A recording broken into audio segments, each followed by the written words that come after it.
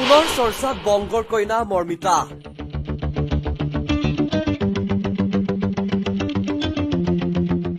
কিয়নো মৰ্মিতাই দেখুৱালে মহানুভৱতা। পশ্চিমবংগৰ জীয়ৰী কণ্ঠশিল্পী মৰ্মিতা মিত্ৰ বৰ্তমান অসমৰ এটা চিনাকি নাম। অসমৰ ইমূৰৰ পৰা সিমূৰলৈ প্ৰতিখন বিহু মঞ্চতেই গান গাই খলকনি সৃষ্টি কৰিছে মৰ্মিতাই। জুবিন গাৰ্গৰ গীত গাই বৰ্তমান অসমত যথেষ্ট জনপ্ৰিয়তা অৰ্জন কৰিছে মৰ্মিতা মিত্ৰই। যিদৰে জনপ্ৰিয়তা অৰ্জন কৰিছে মৰ্মিতাই, সেই সময়ত কিছু মানুহে বিতৰ্কও কৰিছে মৰ্মিতাক লৈ। তাৰ মাজতে এইবাৰ পুনৰ চৰ্চাৰ মাজত সোমাই পৰিছে মৰ্মিতা। এইবাৰ চৰ্চা মৰ্মিতা বিতৰ্ক নহয়, এইবাৰ চৰ্চা মৰ্মিতাৰ মহানুভৱতা।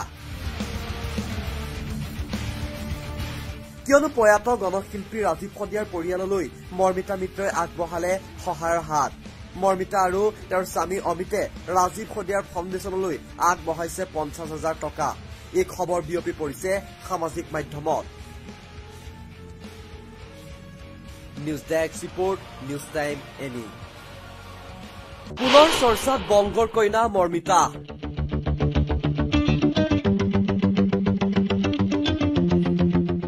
কিয়নো মৰ্মিতাই দেখুৱালে মহানুভৱতা।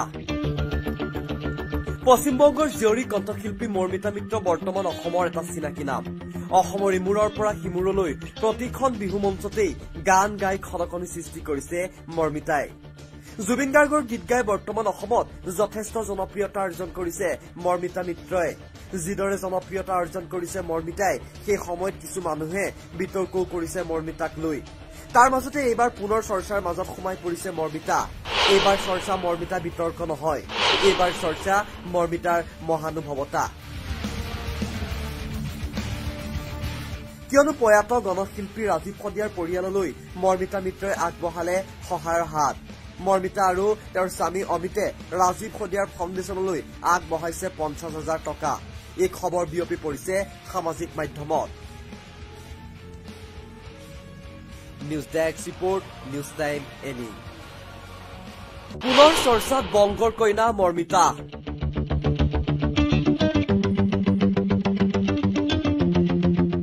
কিয়নো মৰ্মিতাই দেখুৱালে মহানুভৱতা। পশ্চিমবংগৰ জীয়ৰী কণ্ঠশিল্পী মৰ্মিতা মিত্ৰ বৰ্তমান অসমৰ এটা চিনাকি নাম। অসমৰ ইমূৰৰ পৰা সিমূৰলৈ প্ৰতিখন বিহু মঞ্চতেই গান গাই খলকনি সৃষ্টি কৰিছে মৰ্মিতাই। জুবিন গাৰ্গৰ গীত গাই বৰ্তমান অসমত যথেষ্ট জনপ্ৰিয়তা অৰ্জন কৰিছে মৰ্মিতা মিত্ৰই। যিদৰে জনপ্ৰিয়তা অৰ্জন কৰিছে মৰ্মিতাই, সেই সময়ত কিছু মানুহে বিতৰ্কও কৰিছে মৰ্মিতাক লৈ। তাৰ মাজতে এইবাৰ পুনৰ চৰ্চাৰ মাজত সোমাই পৰিছে মৰ্মিতা।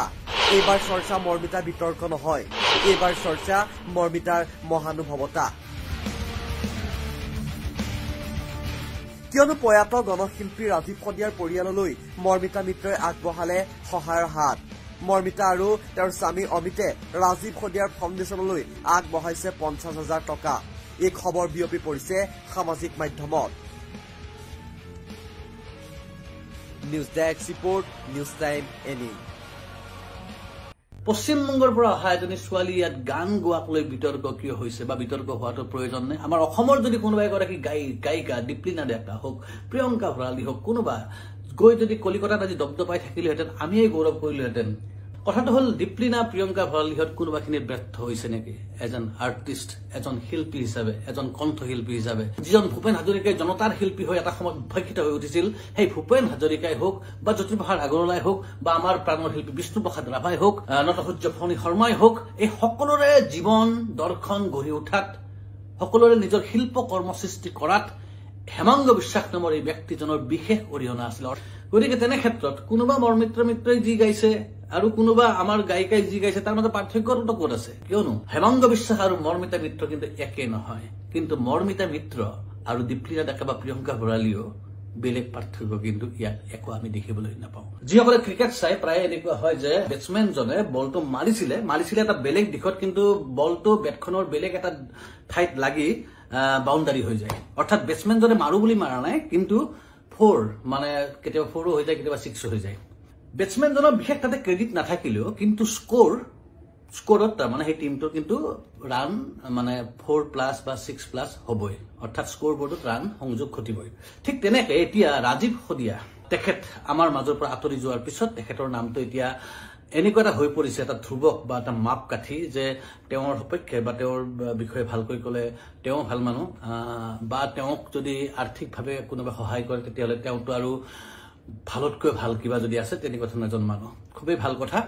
যি কাৰণতে নহওক কিয় মৃত্যুৰ পিছত হ'লেও ৰাজীৱ হদিয়াই পোৱা এই মৰম চেনেহখিনিয়ে মই কোৱাৰ দৰে স্ক'ৰ বৰ্ডত আল্টিমেটলি ৰান যোগ দিয়াৰ নিচিনাই। বেটছমেনে যে ভুলবশতঃ কেতিয়া 4-6 মাৰি দিয়ে, ঠিক তেনেকে তেওঁৰ পৰিয়ালটোৱে এটা আৰ্থিক সকাহ পাব, আৰু এইটো নিশ্চয়কৈ সকলোৰে কাৰণে এটা, সেই বিশেষকৈ পৰিয়ালটোৰ কাৰণে খুবেই ভাল কথা। এই প্ৰসংগত কি প্ৰসংগত এই কথাটো কৈছো আপোনালোকেও চাগে গম পাইছে। প্ৰসংগ হৈছে যে এই মুহূৰ্তত এটা প্ৰতিযোগিতা চলিছে ৰাজীৱ হদিয়াক সহায় কৰাক লৈ, আৰু এই সহায় কৰাৰ ক্ষেত্ৰত তেওঁলোকে সহায় কৰা সকলে আচলতে ৰাজীৱ হদিয়াক কি ধৰণে ভাল পায়, কি ধৰণে তেওঁক বুজে, সেয়া এটা অন্য এটা বিষয়। তাৰ লগে লগে সমান্তৰালভাৱে চৰ্চা হৈছে অসমত সাংস্কৃতিক ক্ষেত্ৰখনত এগৰাকী পশ্চিমবংগৰ পৰা অহা, অসমৰ আচলতে বোৱাৰী অহা যোৱা, এই কথাবিলাক চাগে কিমান যুক্তিসন্মত মই ক'ব নোৱাৰিম, কিন্তু এগৰাকী ছিংগাৰ যিয়ে অসমীয়া বহুকেইজন ছিংগাৰলৈকে ভাবুকি কঢ়িয়াই আনিছে। কাৰণ তেনেকুৱাই হৈছে, কাৰণ ক্ৰিয়া প্ৰতিক্ৰিয়াও দেখিবলৈ পোৱা গৈছে অসমৰ বহুকেইজন গায়ক গায়িকাৰ পৰা। মৰ্মিতা মিত্ৰ তেওঁ আহি খুব কম খৰচতে খুব ধুনীয়া প্ৰগ্ৰেম কৰে বুলি আমি ছচিয়েল মিডিয়াৰ যোগে জানিব পাৰিছো। আমি তেওঁৰ প্ৰগ্ৰেম লাইভ চোৱাৰ সুযোগ পোৱা নাই, কিন্তু ৰাইজৰ প্ৰতিক্ৰিয়া ছচিয়েল মিডিয়াত চাই সেয়া খুবেই ভাল যেন লাগিছে। আৰু তাক লৈ এটা চৰ্চা হৈছে যে পশ্চিমবংগৰ পৰা অহা এজনী বঙালী ছোৱালীয়ে আমাৰ ইয়াতে গান গাবলৈ দি তেওঁক পইচা দি ধনী কৰাৰ কিবা যুক্তি আছে জানো? কিন্তু এই কথাবিলাক পতাৰ আগতে আমি উভতি যাম 1981 চনলৈকে। 1981 চনত প্ৰথমবাৰৰ কাৰণে জ্যোতিপ্ৰসাদ আগৰৱালাদেৱৰ ৰচনাৱলীখন প্ৰকাশ হৈছিলে অসম প্ৰকাশন পৰিষদৰ উদ্যোগত। আৰু জ্যোতিপ্ৰসাদৰ ৰচনাৱলী প্ৰকাশ হোৱাৰ কেইদিনমান পিছতে অসমৰ এখন দৈনিক কাকতত কলিকতাৰ পৰা এজন যুৱকে এখন চিঠি লিখিছিলে, আৰু তেওঁ আপত্তি দৰ্শাইছিলে যে জ্যোতিপ্ৰসাদ আগৰৱালাৰ ৰচনাৱলীখনক অস্ত্ৰপ্ৰচাৰ কৰা হৈছে, অৰ্থাৎ তেওঁৰ মূল কিছুমান লিখা তাৰ পৰা গায়ব কৰি দিয়া হৈছে, অৰ্থাৎ জ্যোতিপ্ৰসাদ আগৰৱালাক বিকৃতভাৱে উপস্থাপন কৰাৰ এটা প্ৰয়াস চলিছে বুলি তেওঁ অভিযোগ কৰিলে। আৰু তাৰপিছতে হুলস্থুল লাগিলে। হুলস্থুল ইমান পৰ্যায়লৈকে গ'ল যে এটা সময়ত প্ৰকাশন পৰিষদে নিজৰ ভুল স্বীকাৰ কৰি নতুন সম্পাদনা সমিতি গঠন কৰি আকৌ জ্যোতিপ্ৰসাদ আগৰৱালাৰ ৰচনাৱলীখন প্ৰকাশ কৰিবলৈ বাধ্য হৈছিলে। আচ্ছা, যিজন ব্যক্তিয়ে কলিকতাৰ পৰা চিঠি লিখি জ্যোতিপ্ৰসাদ আমাৰ আৱেগ, আমাৰ সকলোৰে প্ৰিয় শ্ৰদ্ধাৰ যিগৰাকী শিল্পী ৰূপ কোঁৱৰ বুলি যাক কয়, সেই শিল্পীগৰাকীক বিকৃত কৰাৰ যি প্ৰয়াস চলিছিল তাৰ বিৰুদ্ধে কিন্তু প্ৰথম আৱাজ তোলা মানুহজন আছিলে পশ্চিমবংগৰ এজন বঙালী যুৱক, আৰু তেওঁৰ নাম আছিলে হেমাংগ বিশ্বাস। হেমাংগ বিশ্বাস এই নামটো যিসকলে জানে আৰু যিসকলে নাজানে তেওঁলোকক এটা কথাই কেৱল কৈ থওঁ যে আমি যিজন ভূপেন হাজৰিকাক চিনি পাওঁ, যিজন ভূপেন হাজৰিকাই জনতাৰ শিল্পী হৈ এটা সময়ত উদ্ভাসিত হৈ উঠিছিল, সেই ভূপেন হাজৰিকাই হওক বা জ্যোতিপ্ৰসাদ আগৰৱালাই হওক বা আমাৰ প্ৰাণৰ শিল্পী বিষ্ণুপ্ৰসাদ ৰাভাই হওক, নটসূৰ্য ফণী শৰ্মাই হওক, এই সকলোৰে জীৱন দৰ্শন গঢ়ি উঠাত, সকলোৰে নিজৰ শিল্প কৰ্ম সৃষ্টি কৰাত হেমাংগ বিশ্বাস নামৰ এই ব্যক্তিজনৰ বিশেষ অৰিহণা আছিল। অৰ্থাৎ হেমাংগ বিশ্বাসক যদি আমি যদি নোহোৱা কৰি দিওঁ এই চৰিত্ৰটো, তেতিয়াহ'লে জ্যোতিপ্ৰসাদ বিষ্ণুৰাভা ভূপেন হাজৰিকা এই গোটেই চৰিত্ৰবিলাকে কোনোবাখিনিত ম্লান হৈ পৰিব। এতিয়া হেমাংগ বিশ্বাস বঙালী নে অসমীয়া? হয়তো তেওঁৰ উপাধি চালে তেওঁ বঙালী, বা তেওঁৰ মাতৃভাষা চালে হয়তো তেওঁ বঙালী, কিন্তু তেওঁ এজন অসমীয়া হয় নে নহয়?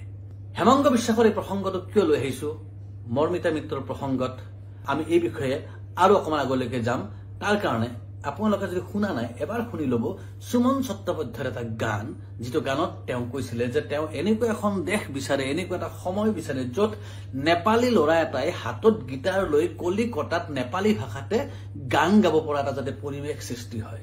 তেনেকুৱা এটা চিন্তা চৰ্চা কৰি পৃথিৱীত চলি থকা সময়ত যেতিয়া কোৱা হয় যে শিল্পী বা শিল্পৰ কোনো ভাষা নাথাকে, শিল্পৰ কোনো দেশ নাথাকে, সীমা নাথাকে, সমস্ত পৰিধি ভাঙি শিল্প বা শিল্পী আচলতে অৱস্থান, তেনে ক্ষেত্ৰত আমাৰ চুবুৰীয়া পশ্চিমবংগৰ পৰা অহা এজনী ছোৱালী ইয়াত গান গোৱাক লৈ বিতৰ্ক কিয় হৈছে বা বিতৰ্ক হোৱাটো প্ৰয়োজন নাই। আমাৰ অসমৰ যদি কোনোবা এগৰাকী গায়িকা দীপলিনা ডেকা হওক, প্ৰিয়ংকা ভৰালী হওক, কোনোবা গৈ যদি কলিকতাত আজি দপদপাই থাকিলেহেঁতেন, আমিয়ে গৌৰৱ কৰিলোহেঁতেন যে আমাৰ অসমৰ পৰা গৈ আজি কলিকতাত, দিল্লীত, বম্বেত, লণ্ডনত গৈ হুলস্থুল লগাই আছে, আমি গৌৰৱ কৰিলো। এতিয়া তেনেস্থলত কলিকতাৰ পৰা আহি যদি কোনোবাই ইয়াত হুলস্থুল লগাইছে, তেতিয়াহ'লে আমাৰ আপত্তি কৰাৰ কিবা থল থকাটো প্ৰয়োজন নাই। প্ৰয়োজন আছে নে নাই আকৌ এবাৰ আপোনালোকে চিন্তা কৰি চাব। মনলৈকে অহা প্ৰশ্ন কিছুমান কৈ আছো, কিয়নো হেমাংগ বিশ্বাস আৰু মৰ্মিতা মিত্ৰ কিন্তু একে নহয়, কিন্তু মৰ্মিতা মিত্ৰ আৰু দীপলিনা ডেকা বা প্ৰিয়ংকা ভৰালীও বেলেগ পাৰ্থক্য কিন্তু ইয়াত একো আমি দেখিবলৈ নাপাওঁ। কৈ আছো ইয়াৰ পিছৰ অংশত। দীপলিনা ডেকা এই নামটো মই লৈ আছো, দীপলিনা ডেকা অকল নহয়, আমি সকলোৱে কল্পনা কৰি ল'ব পাৰে নিজৰ নিজৰ এগৰাকী গায়িকা, দীপলিনাক মই ওচৰতে পাই থাকো কাৰণে তাইৰ নামটো পটককে মুখত আহি গ'ল কিন্তু কথাটো হ'ল যে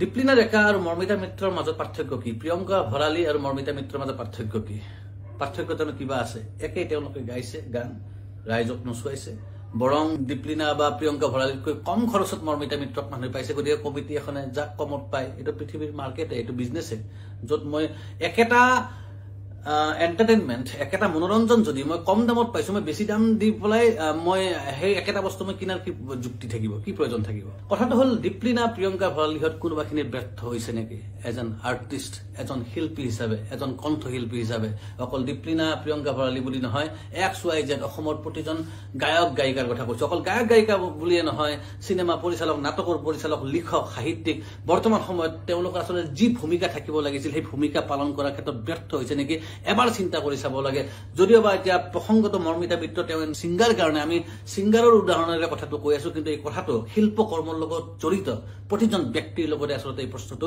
প্ৰাসংগিক এতিয়া এই সময়ত আচলতে যি ধৰণৰ শিল্প চৰ্চা হ'ব লাগিছিলে আমাৰ সাম্প্ৰতিক সময় চাই আমাৰ অসমৰ গানবিলাক শুনিলে এনেকুৱা লাগে যেন অসমত যেন ফুৰ্তি কাৰো যেন অভাৱ নাই কোনো যেন সকলোৰে যেন চাকৰি হৈ গৈছে সকলোৰে যেন বেংকৰ একাউণ্টত লাখ লাখ টকা জমা হৈ গৈছে কত ড্ৰাগছ আসক্ত সন্তান নাই মদ খাই মানুহ ৰাস্তাত পৰি থকা নাই চাৰিওপিনে যেন সুখ আৰু সুখ এনেকুৱা ধৰণৰ লাগি যায় গানবিলাক দেখিলে ফুৰ্তি প্ৰেম তোমাৰ চকু তোমাৰ হাঁহি তোমাৰ চুলি তোমাৰ কিবা আৰু তাৰ মাজতে যেন গোটেই চিন্তা ভাৱনাবিলাক শেষ হৈ গৈ আছে গতিকে তেনে ক্ষেত্ৰত কোনোবা মৰ্মিতা মিত্ৰই যি গাইছে আৰু কোনোবা আমাৰ গায়িকাই যি গাইছে তাৰ মাজত পাৰ্থক্যটো ক'ত আছে গতিকে কম দামত যদি মৰ্মিতা মিত্ৰক পাইছে তেতিয়াহ'লে তেওঁক লোৱাত আপত্তিটো ক'ত মই যদি এজন গ্ৰাহক হওঁ মই যদি এজন কাষ্টমাৰ হওঁ মই যদি পাতিব লাগে তেতিয়াহ'লে কম খৰচত পাব লগা সেই মৰ্মিতা মিত্ৰকে হয়তো ময়ো মাতিম বা ৰাইজে মাতি আছে গতিকে প্ৰশ্নটো শিল্পৰ লগত জড়িত প্ৰতিজন ব্যক্তি আচলতে প্ৰশ্ন কৰা উচিত এইটো আচলতে এটা আমাৰ হাতত সুযোগ